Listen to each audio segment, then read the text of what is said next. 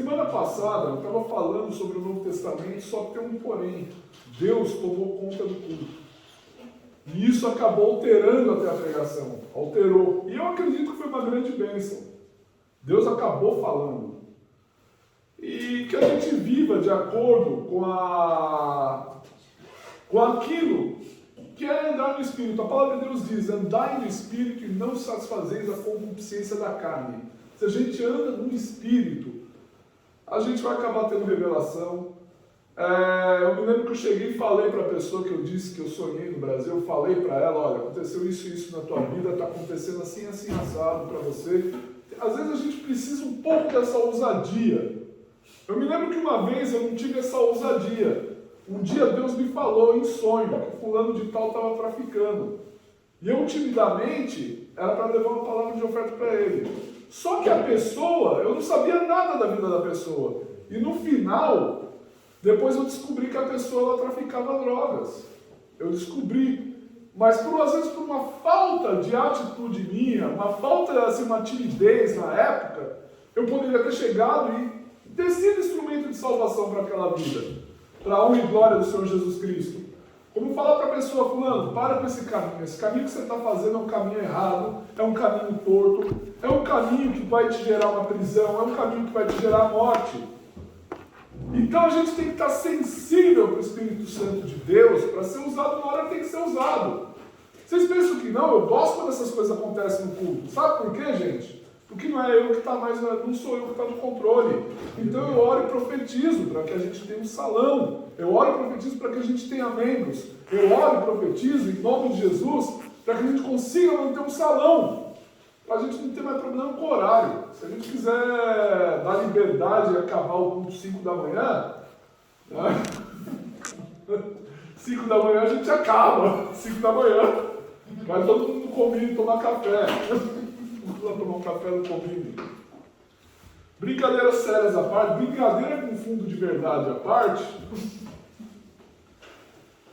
Eu cheguei a comentar, quando eu abri semana passada em Atos 15, de 1 a 20, eu cheguei a comentar que tudo que se fazia passava primeiro pelo conselho dos apóstolos, gerava debate.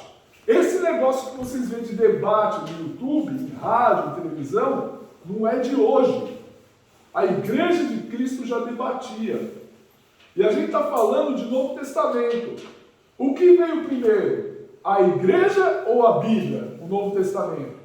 Eu me lembro, recapitulando, eu falei que no Antigo Testamento a tradição era oral, já existia. E foi o povo do deserto lá, eles estavam começando a criar uma nova literatura, que são chamados apócrifos.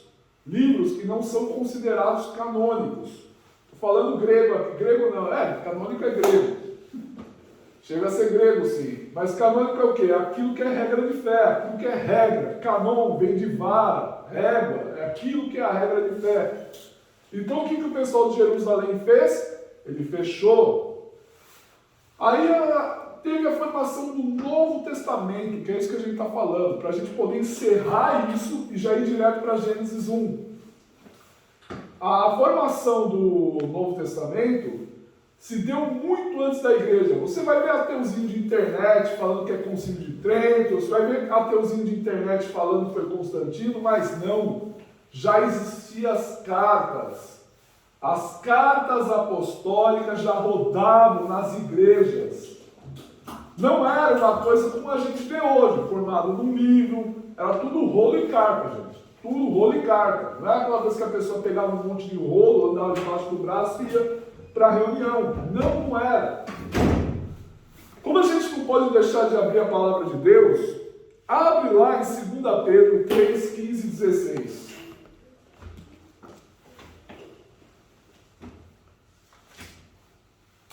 O Novo Testamento já existia. A Bíblia já existia antes de ser compilada no livro. E ali as próprias cartas já foram consideradas palavras de Deus pela igreja, como era o Antigo Testamento. 2 Pedro, lá no finalzinho, né? Capítulo 3.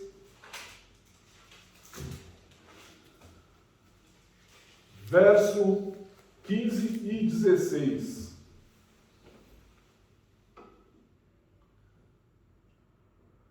Vamos ler aqui?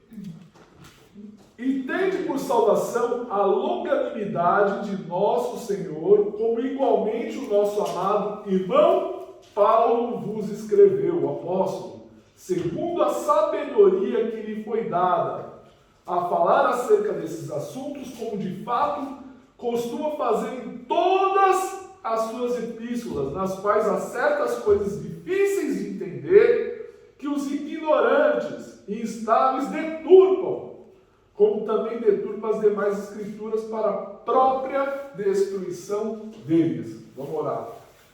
Pai Santo, em nome de Jesus, muito obrigado por esta palavra, que a gente nunca perca a característica de culto, Senhor, mas que a gente possa trazer a revelação daquilo, Senhor, que nós precisamos para o nosso momento. Em nome de Jesus, vem e toma o teu servo, e que cada povo, além de sair instruído na tua palavra, já saia instruído também no Espírito, Senhor. Que eles saiam ministrados daqui em nome de Jesus. Amém. O apóstolo Pedro já estava falando que o apóstolo Paulo escrevia a carta e o que ele escrevia já era a palavra de Deus. Sendo que eles, por si só, já estavam começando o quê? Eles não pregavam só o Antigo Testamento. Eles estavam começando a escrever cartas e vendo a necessidade já de novos convertidos na igreja e pessoas que não eram judeus, eles precisavam o quê? Ensinar quem foi Jesus. Por isso que começou as escritas dos evangelhos, começou a ter as cartas de Paulo. O apóstolo Pedro endossou, olha, que o apóstolo Paulo escreve é a palavra de Deus. Olha que profundo isso aí, hein? Abre lá. E outra, só para você ter uma ideia, que uma carta não ficava só numa igreja, a gente leu aqui 2 Pedro. Abre lá em Colossenses 4,16. Colossenses.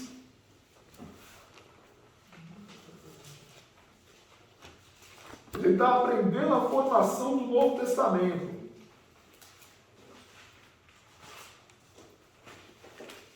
Colossenses 4, 16. Quem escreveu aqui é o irmão Paulo. O irmão Paulo, o apóstolo Paulo, a qual Pedro, olha, tende aquilo como palavra de Deus, aquilo que o irmão Paulo escreve para vocês. Olha que profundo isso, hein? Pode ler? 4,16. 4,16.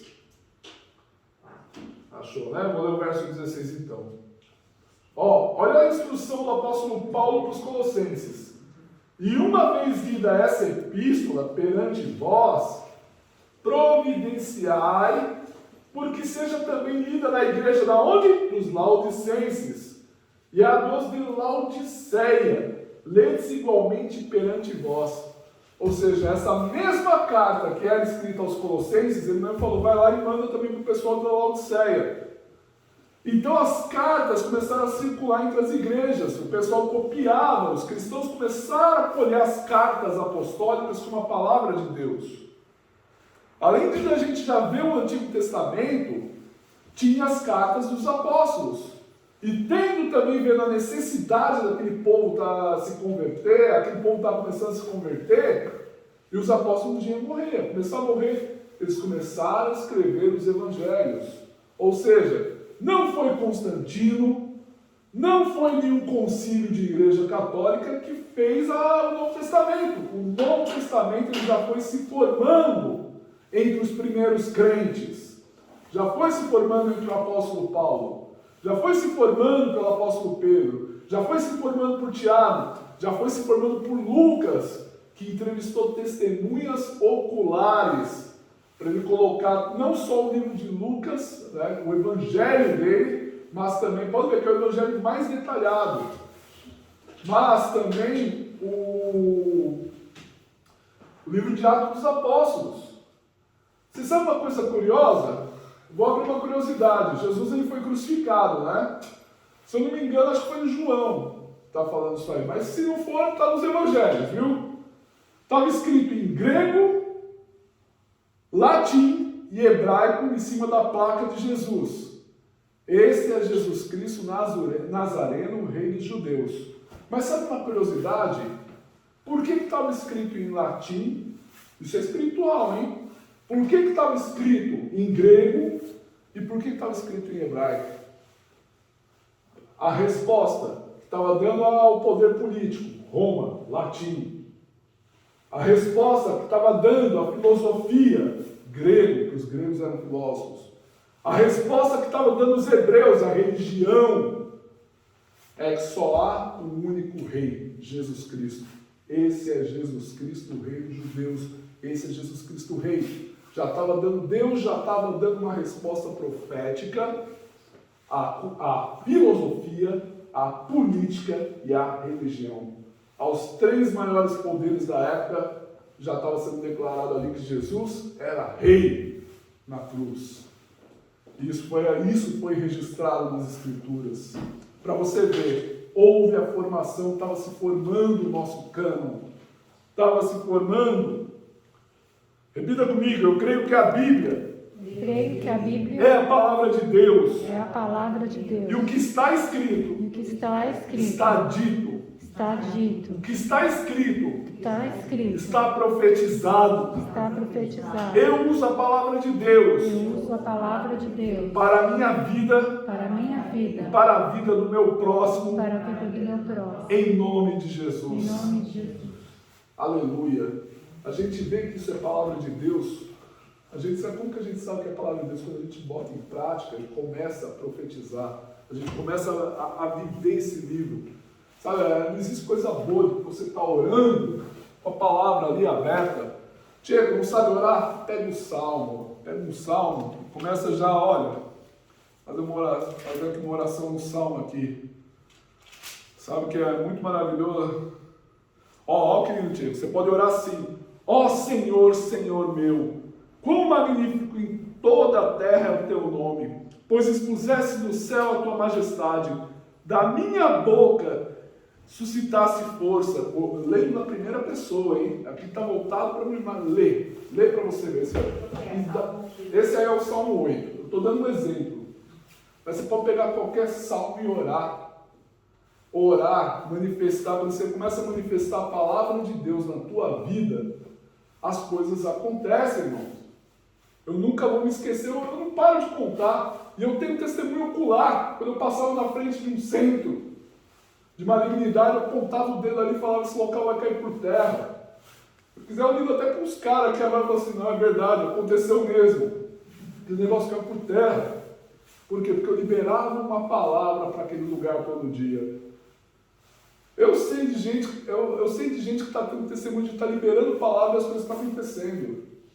Jesus, quando liberou a palavra para a figueira, nunca mais dê fruto diante de ti, a figueira não secou na hora, ela secou no dia seguinte. Isso nos mostra que para tudo há um tempo determinado debaixo do céu. Jesus está nos ensinando ali que é para tudo há um tempo determinado. Então, quando a gente entende que a palavra de Deus, que as cartas, o Novo Testamento e o Antigo Testamento é a palavra de Deus, é pelo efeito que isso dá na nossa vida. Se você bota a palavra de Deus em prática na tua vida, as coisas fluem. E Deus é fiel. Olha que coisa interessante, a gente leu ali sobre Pedro, né? Pedro, de alguma forma, assim, igual a sabedoria de Paulo, com as demais escrituras do Antigo Testamento. Ele diz que as cartas de Paulo eram tão equivalentes ao Antigo Testamento. Os cristãos aceitavam as cartas como a palavra de Deus. E é lógico, e é isso que a igreja hoje nos fundamenta, sobre o alicerce dos apóstolos e dos profetas. E quando eu falo apóstolo, é no sentido estrito sensu. É aqueles lá, os 12 mais Paulo. Esses são os apóstolos. O que tem hoje é dom da igreja. Eu, como sou um continuista, eu acredito que existam apóstolos hoje não voltados como eram aqueles lá do Antigo Testamento, do Novo Testamento. Aqueles lá foi fechada a revelação de Deus. Hoje, se uma pessoa é um apóstolo, é um dom como é qualquer profeta. Se eu fosse levar a questão do cessacionista, o que é cessacionismo? É a pessoa que acredita que os dons já se cessaram, já acabou. Mas eu acho engraçado, eu pego o crente pentecostal que é sensacionista. Como assim, irmão? É mais fácil você acreditar nos profetas, mas não acredita que existem os apóstolos? Eu sei que é um papo polêmico esse aqui, mas o que eu estou falando é, eu não posso abrir mão de um nas escrituras e negligenciar o outro. Ou eu creio, ou eu não creio. É simples assim. É crer. Gálatas 1, 6, 9, vou ler para vocês. Maravilho de que tão depressa passasses daquele que vos chamou a graça de Cristo para outro evangelho, o qual não é outro, mas alguns que vos inquietam e querem transformar o evangelho de Cristo. Mas ainda que nós mesmos, um anjo do céu, vos anuncie outro evangelho, além do que já vos ter anunciado, seja anátema, ou seja lançado fora. Assim como já vos dissemos, de agora de novo também vos digo, seja alguém vos anunciar outro evangelho, além do que já recebeste, seja anátema. Se vier uma pessoa, pode parecer um anjo do céu, conforme disse aqui o apóstolo Paulo aos Gálatas, dizer que é trazer um outro evangelho que não está aqui, seja lançado fora. Se vier alguém falar que a Bíblia é cheia de erro, ô fulano, você não conhece nada da palavra. Se vier alguém dizer que a Bíblia precisa ser atualizada, fulano, você não conhece nada de Deus. Então, quando a gente entende que a Bíblia é a palavra de Deus, é pelo efeito que ela dá na nossa vida. Após a destruição de Jerusalém nos anos 70, a gente viu que a igreja de Cristo ela ficou espalhada, viu? Quando a igreja de Jerusalém ela foi destruída, lá nos anos 70 depois de Cristo, porque Jesus mesmo ele falou que não vai ficar pedra sobre pedra, Jesus lançou uma palavra, hein? E aconteceu. Eu acho muito profundo quando eu falo sobre lançar a palavra. Eu acho que é a característica do ministério, lançar a palavra. Acho não, tenho certeza, né, irmãos? A gente lança a palavra. Quando Jesus lançou essa palavra em Jerusalém, ela foi destruída no ano 70, as igrejas ficaram espalhadas. E nessas que elas ficaram espalhadas, uma comunidade ali, todas tinham as cartas, tinham os evangelhos, mas uma comunidade ali fazia uma forma de culto assim. Às vezes pregava depois do louvor, a outra tocava louvor, orava e pregava. Ali começou. Vocês acham que esse negócio de Assembleia de Deus, presbiteriana, batista, renascer em Cristo, pode, né? É de hoje, irmãos. Não é. Isso se chama multiforme graça de Deus. Não é um negócio de hoje, é um negócio já de antigamente. Cada comunidade espalhada, embora todos tivessem as mesmas palavras, lá prestava-se culto conforme o DNA do pastor daquela igreja, conforme a forma que aquele pastor lá ministrava. Mas todos eram o corpo de Cristo. Todos pregavam uma palavra de Deus. E com isso, o Senhor me ensinou e ensina. Repasso para vocês o seguinte: que se o evangelho é simples, a gente não tem que tentar encontrar chifre em cabeça de cavalo. Se o evangelho é muito simples, eu não preciso ficar inventando, ficar enchendo linguiça, gente. O evangelho ele é simples. Isso me faz lembrar quantas pessoas já foram excluídas do corpo de Cristo, mais por uso e costume, do que por falta de arrependimento. Eu me lembro do testemunho da irmã, do pastor Silmar Coelho. Eles eram da igreja metodista na época. A Assembleia de Deus estava deixando os costumes e a igreja metodista estava pegando. A mãe do pastor Silmar Coelho, ela contraiu um câncer. Ela teve que fazer fisioterapia. Qual que é o nome daquilo ali? Quimioterapia. Teve que fazer quimioterapia. Logicamente o cabelo dela caiu. E ela pôs peruca. E era a igreja do cabelão. Todo o concílio fez uma reunião para querer expulsar a irmã da igreja. Aí a irmã falou assim: não, vocês estão querendo me expulsar, ela levantou a sua peruca, eu estou fazendo uma químio. Ou seja, a igreja foi mais rápida em querer agir com julgamento do que agir com misericórdia. Lembra da semana passada, agir com misericórdia? Muitas vezes as pessoas elas querem agir muito mais rápido, no julgamento do que na misericórdia. Às vezes é aquilo, irmãos, a gente toma decisão sem querer saber o que é. A gente toma decisão sem querer, peraí, vamos olhar bem, vamos olhar essa situação direito. Que a gente não tome decisão, muitas vezes não agir com falta de misericórdia. Todo mundo precisa. Lá no passado era aquela irmã, amanhã depois pode ser eu ou você. Por isso que a gente tem que entender, o mundo dá voltas. Eu entendo também que a gente não tem que criticar a forma de culto. Logicamente, todo mundo gosta de ter o seu jeito de prestar culto. Todo mundo tem o seu estilo de comunidade cristã. Todo mundo tem o seu estilo de igreja. Mas aquele irmão lá da Deus é Amor, pode ser até diferente do irmão da Deus é Amor. Mas se aquele irmão confessa Jesus, crê que Jesus é o único suficiente Senhor e Salvador, crê nos dons, ele é meu irmão. Não é porque eu sou de um jeito diferente, a minha característica é diferente, mas a dele também é diferente, mas ele não deixa de ser meu irmão. Lá no céu a gente vai se encontrar. Lá no céu não vai ter uso e costume, lá no céu vamos todos ser um corpo, uma coisa só.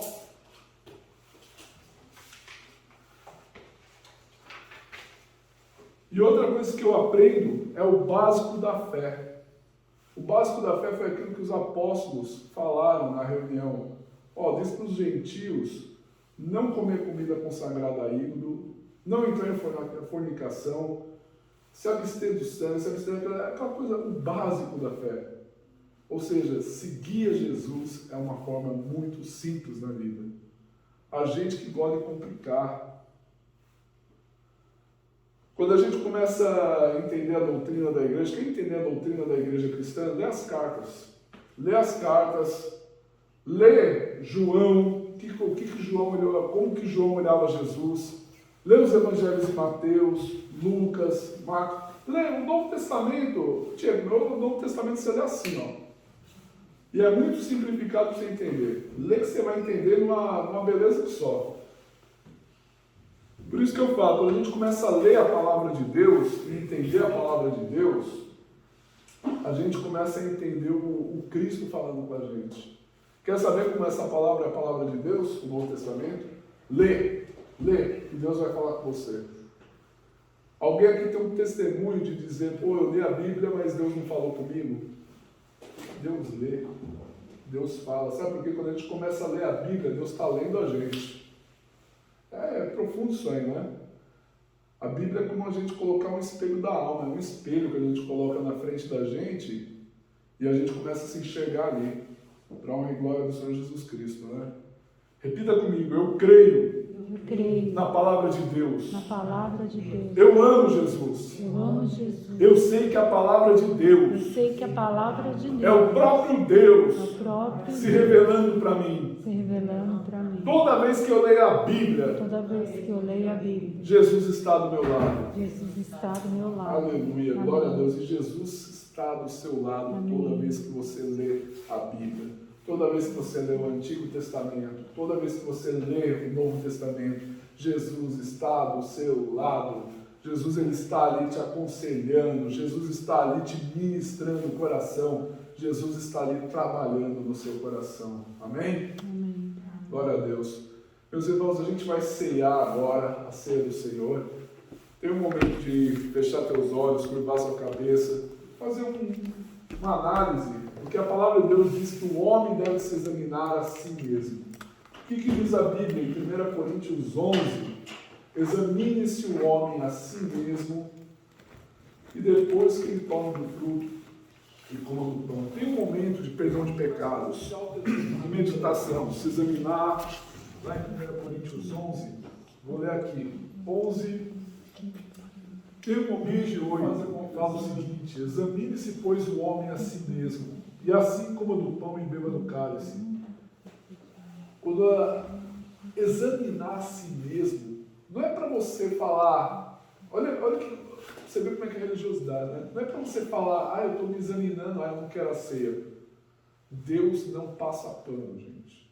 Deus não passa pano. Já ouviu aquele ditado? Desculpa de aleijado é muleta? Já ouviu isso aí? Deus não aceita desculpas.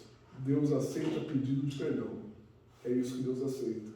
Querer dar desculpa para Deus, ele fala, examine o homem a si mesmo e depois coma do pão. É se examinar.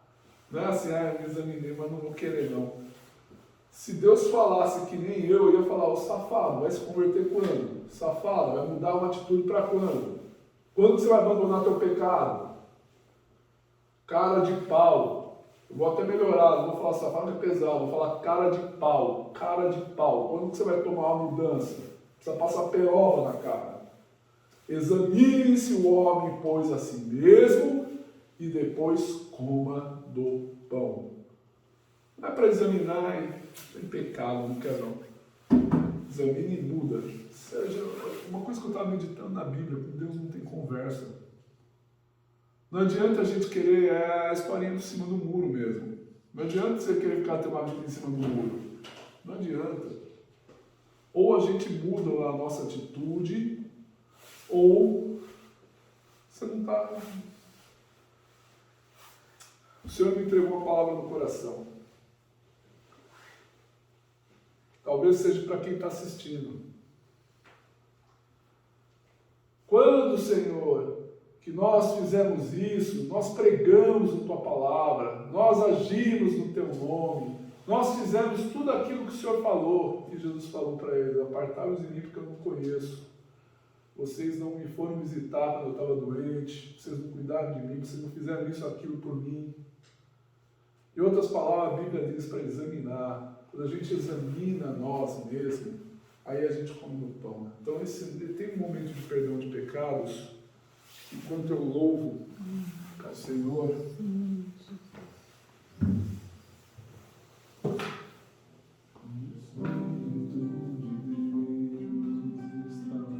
Começa a meditar sobre a tua vida.